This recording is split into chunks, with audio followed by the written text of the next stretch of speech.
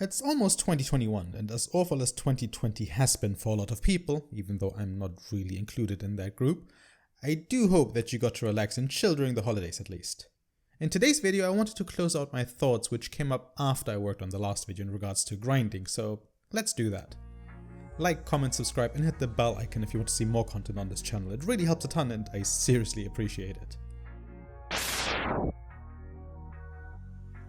I keep finding myself in these weird spots where I'd like to try some stupid thing or several and just start doing them. I usually go through with them as well, unless there's a real roadblock in the way, but I do tend to see my challenges through to whatever goal I set out. It's by no means a 100% success rate, there are definitely plenty of challenges I have given up on, but I'm more likely to finish them than not. NSG, or the No Sphere Grid challenge on Final Fantasy X, was one of the first real ones I did back then, I think. I unfortunately never managed to beat Dark Anima with that restriction in place, and I was too lazy to try again from scratch with the HD remaster releases too, so I'll just continue to hold the L against her.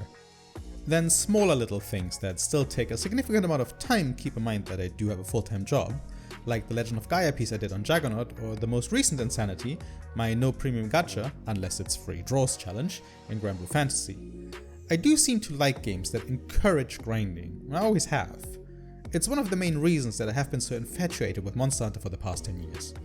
The funny thing is that I need to have some sort of carrot dangling in front of me before I even start. In NSG, my initial goal was to simply beat Jacked and beat the game.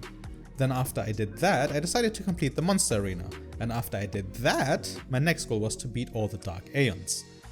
I took down every single one of them, apart from Dark Anima and Penance. I did try Penance too, mind you. I always made a backup save in Jojimbo Dark Anima if I wanted to give Penance a try, but no dice. Everyone defines and experiences fun very differently, I think. Let's just take making YouTube videos for example, and the fact that I also just recently started a blog. Most people would consider this work, and do not get me wrong, it is a lot of work when, once again, you have a full-time job that cuts into the majority of your available time anyway. It is also very satisfying though. Granted, my numbers are insanely low, but it's still quite amazing to see when people actually take the time out of the day to write a comment, leave a like, or especially those comments that challenge what I said in a video. It's very gratifying. YouTube as a hobby is fun. Once you start making real money on YouTube, it obviously changes because then it really is a job. As a hobby though, as time intensive as it may be, yes, I absolutely love it and I don't really see games any different either. I prefer games where I can invest time into, either logically like in fighting games where you are practicing specific things to get better at them. These can be simple things like getting better at anti-airs, or more complex concepts like hit confirming lights, swift punishes, buffers, option selects, and well, the list goes on. Then there are also the less cerebrally taxing grinds, like in Granblue Fantasy, where even though you still have to keep track of quite a few things, like your skill's cooldown, your charge bar, your summons cooldown, the target's health bar for triggers, its charge diamonds, and its charge bar. Sounds like a lot, but in reality, as it is a turn-based game and the order pretty much stays the same until you're too strong to hit the same markers, you can repeat the cycle without much brain power dedicated towards it.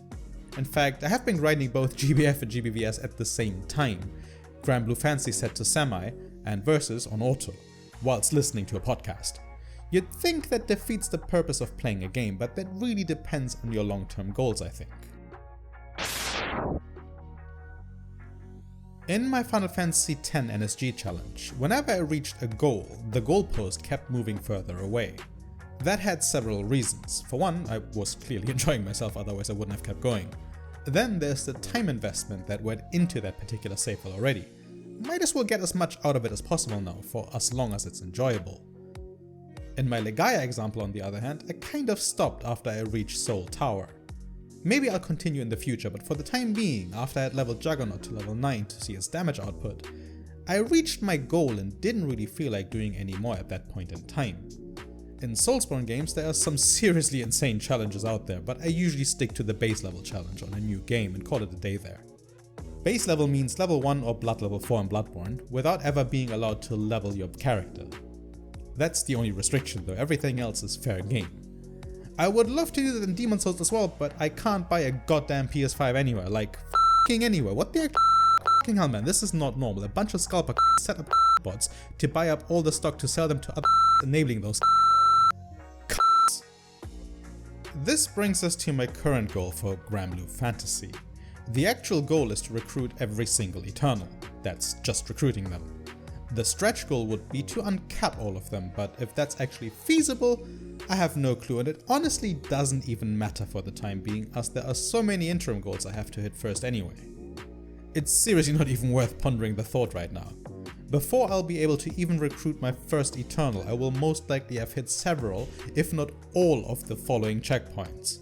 151 million chips to empty the non-restocking casino cage items, building full Magna 1 grids for each element, finishing up the story, finishing up every single side story, side quest and fate story, getting my Omega Gallery completion rate above 50%, and maybe even a few other things that will crop up during my playtime.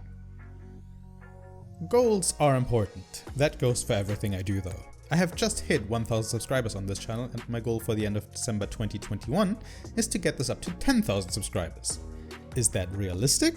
Absolutely not. Even getting to 2000 might be stretching, considering that I'm everything but consistent when it comes to the content I produce. I will try my hardest to get there though. Frankly, there is no losing here. It is a hobby, and as long as the numbers go up, I must be doing something right. I would like to think so at least. Same with my blog and Instagram. My goal on those platforms is to create interactions more than anything else, so if I reach those goals, then I might shift the goalpost once again. But focusing on the short-term goals to feed the longer-term ones, to me at least, seems like the best approach for myself. Quick PSA here, because there was barely anyone on during the last event it seems.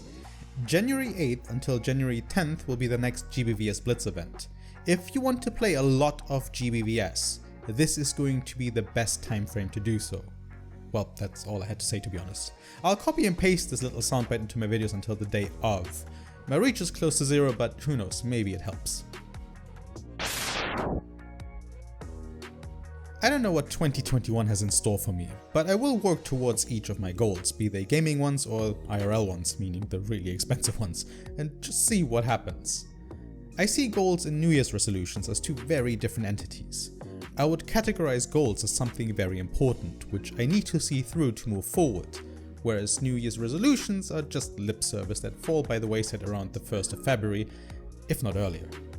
Having said that, what are your plans for 2021? Do you have any goals in place? Have you started on them already? Let me know in the comments. Don't forget to leave a like on this video, subscribe to my channel and follow me on Twitter, Instagram and visit my blog. As per usual, I'd like to thank the few of you that watched this video all the way to the end. It does mean a lot to me. Thank you. Lastly, have a great and a happy new year. I know the celebratory part this year is not going to be the same, but I hope that you still get to have fun, enjoy yourself, and to let this year phase out.